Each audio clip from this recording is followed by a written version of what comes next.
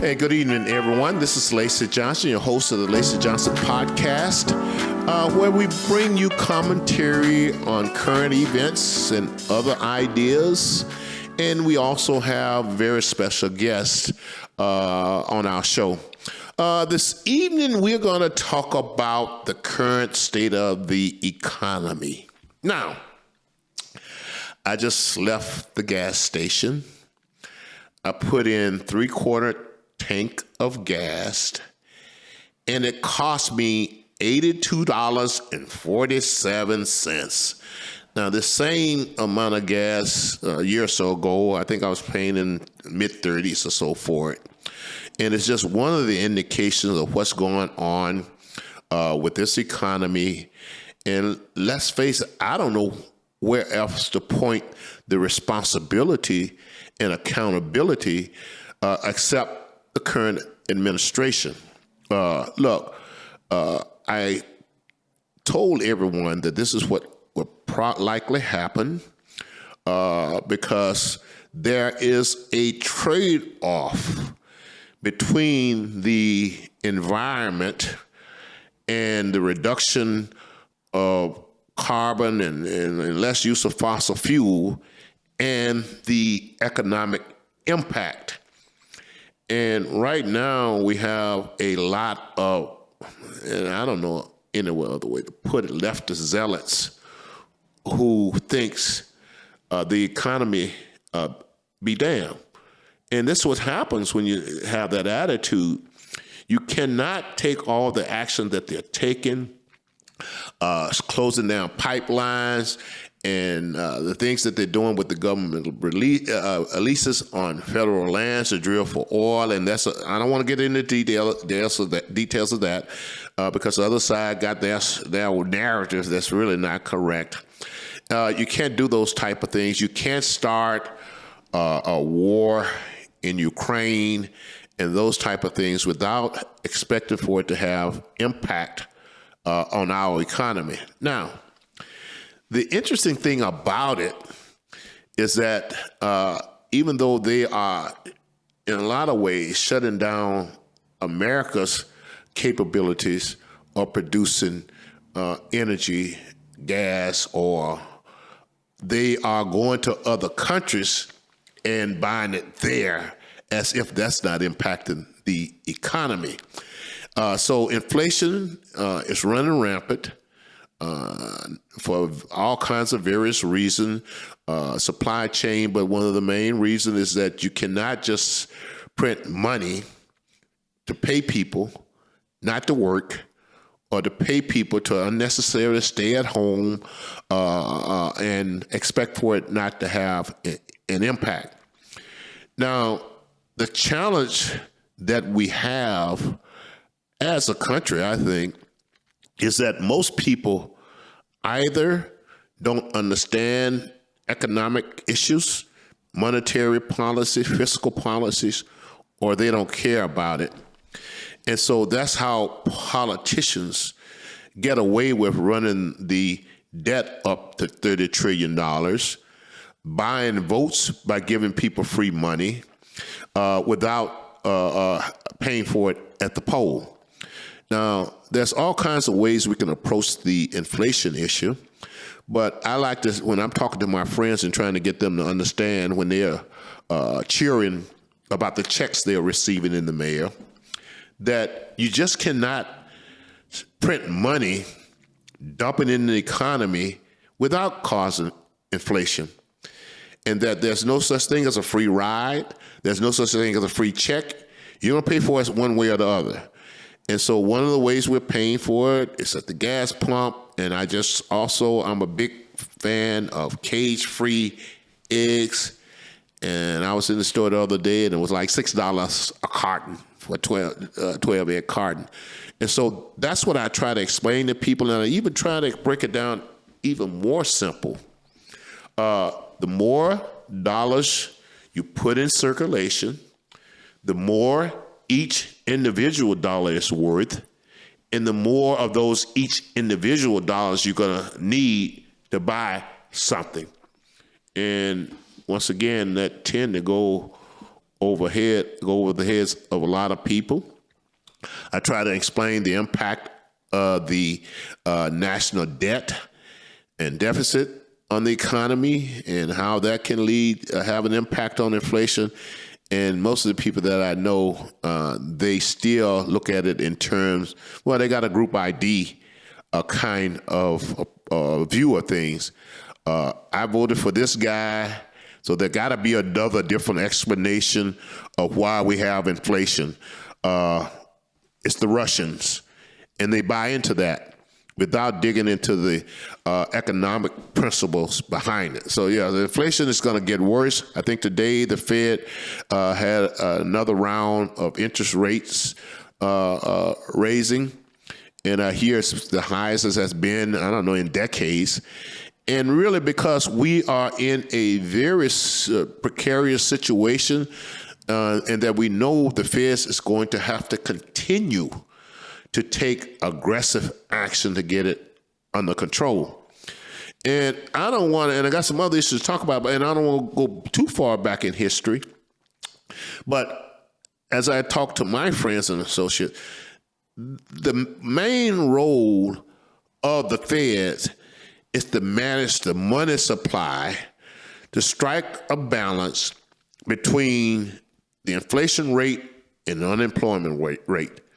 And so far, they've been doing a horrible job at it, and some of that for political reasons also.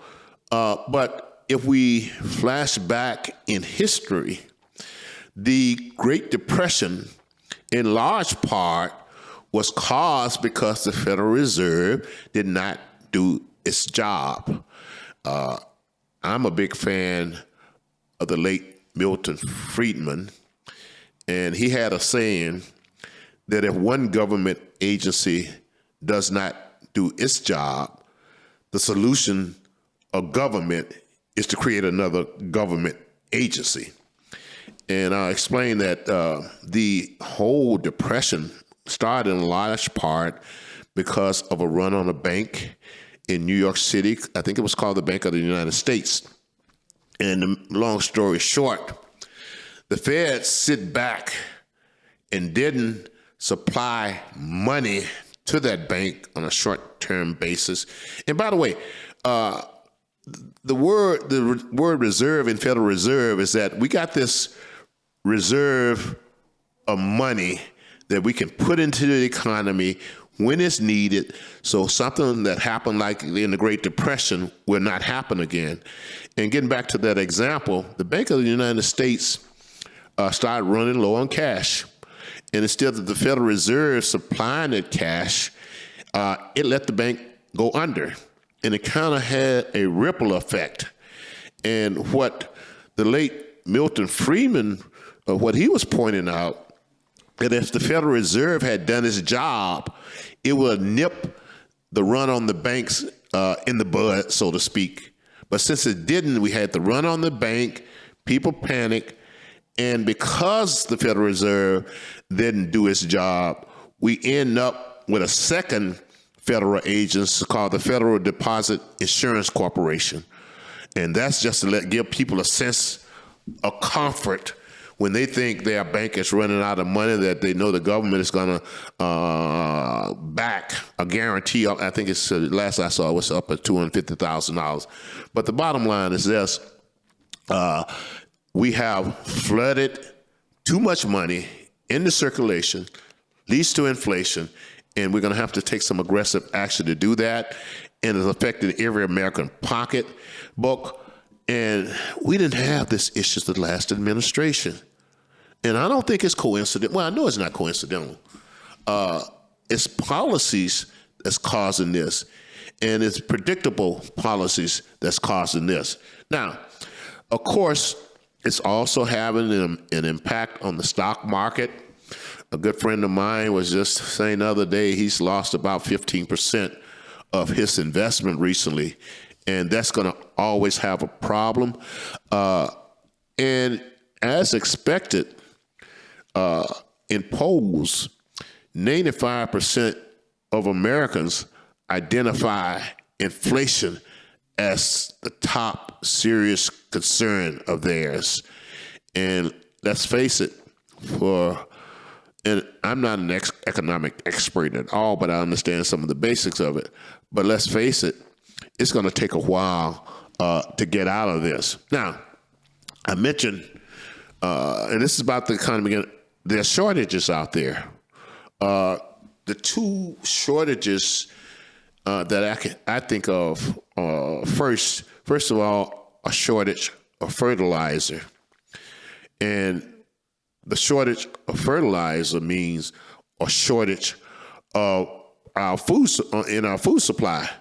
And I found it interesting that the president a month or so ago even got up and prepared Americans for shortages, food shortages.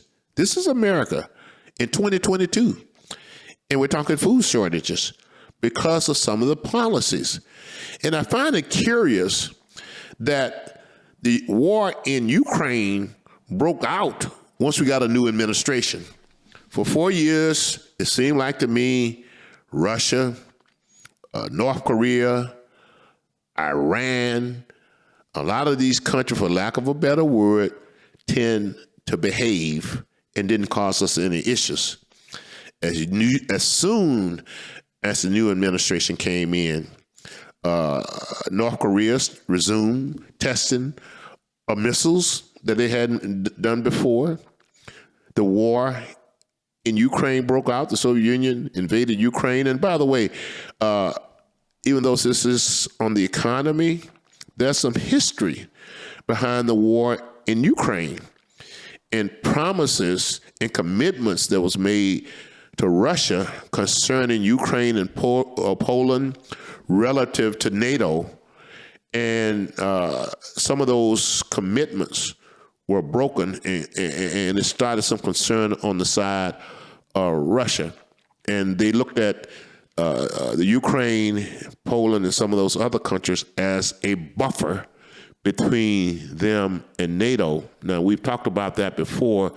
There's a lot of people who thought that NATO would no longer be important or useful once the Soviet Union broke up, because that was one of it's a military pact mainly, treaty, that it was no longer needed, but of course it didn't. It's, I guess for lack of a better word, it's kind of like a governmental or political entity too. And another point that economist Milton Friedman made is that once a political or government organization is created, they never go away. And, I challenge the people out in my audience to let me know, name me one government agency that has ever shut down because it wasn't functioning well. Once again, like Milton Friedman said, they just created another one and had stacked bureaucracy on top of bureaucracy. So we're short of fertilizer, going to lead to a shortage of farm goods, going to lead to higher prices, once again contributing to inflation, and that's one thing. I think more than anything, the most telling and symbolic place of where we're at, and I even mean sad, is that we have a shortage of baby formula. And once again, mismanagement by the current administration. They should have foreseen this potential issues early in the game when there was some issue with one of the baby formula factories, I think run by Similac, and take appropriate actions.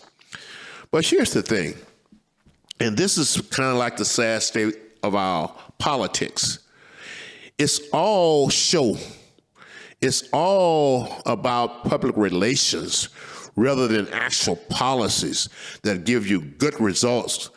And so since the whole baby formula issue did not help from a, shall we say, PR standpoint, it was something behind the scenes. And the way they look at it, it wasn't worth dealing with and putting it, giving it news coverage, which once again, and that's been pointed out, Where was our news media when this potential issue was on the horizon? Well, once again, if the administration in power is about PR and votes and not about actual issues and preventing problems and getting results, if that same administration is in bed with the mainstream media, the mainstream media is in bed with them, I guess they're in bed with each other, they aren't going to report it either. They're going to look into it because it's their job to make the current administration look good. And so unfortunately, when we were receiving red flags that there's a potential issue with baby formula, we just potentially ignored it because it didn't do anything. We were all talking about other things. And now we got a shortage of baby formula, and I never thought that would happen. So how do we get out of this? Well, in my opinion, and I just talked to my barber, and and he's a hardcore liberal. And the first thing he said to me was, Lacy, I got a lot of my friends, they're looking at the past administration and their results and their economy and how they manage things, and they're actually considering voting Republican this time around and not going there because they are concentrating on results. And the thing about it, and I think the news media, when people are paying $5 a gallon for gas, when it's impacting their journey to work, there's no amount of spin you can put on that to not have people want to kick the current group out. And by the way, there's I'm sorry. What do they choose to put in prime time? Something happened over a year ago. They're not putting anything that's dealing with the economy in prime time or anything like that, because once again, it's all about PR and the next election rather than doing the proper things and getting results that you need. Now, this is, and I'm going to end with this, and it's kind of like a kind of thin ice as far as, public opinion is concerned. But look, if you are any business entity or government agency or anyone that's responsible for performance, if you are hiring people based on group ID, if that's the most important thing, you're not going to hire the most competent people. And I suspect some of that is going on right now. But as you can see, I'm a black person, and I don't want to be hired because of the color of my skin. I want to prepare myself to be the best at what I do, and you hire me because of my talent, my skills, and the value that I bring to the table. And I suspect in this woke culture of ours, where we're trying to make sure that we're more interested in equity based on some formula, a lot of times we're not hiring the best people with the best competency. And we got an administration now where group ID trumps competency. And when you do that, it's going to be tough to perform and do the things you need to do in whatever area, the economy, the military, wherever you look. And by the way, I'm not saying that's the only reason, because as we know, just about every issue that we deal with has more than one determinant. Most of them are very complex, but we do have to look at these type of things. And so as we go forward here, I want the country, and I think they already have, they can't but do it, see the results of this current administration and the current group that's in there. And just like here in Minneapolis, when they ran Minneapolis in the ditch, I think they should kick the whole majority of the party out and put somebody else in there, bring somebody else new. And as I try to explain to people here locally in Minneapolis, the way you hold politicians and government people responsible is with your votes. And the last thing I'm going to say, vote based upon performance and results. And when we look at the economy and the sad shape it has been brought to in the future of this economy, I think, and polls indicate this, we're going to see a lot of cleaning houses in the midterm election, and justifiably so. This is Lacy Johnson. Thank you for listening.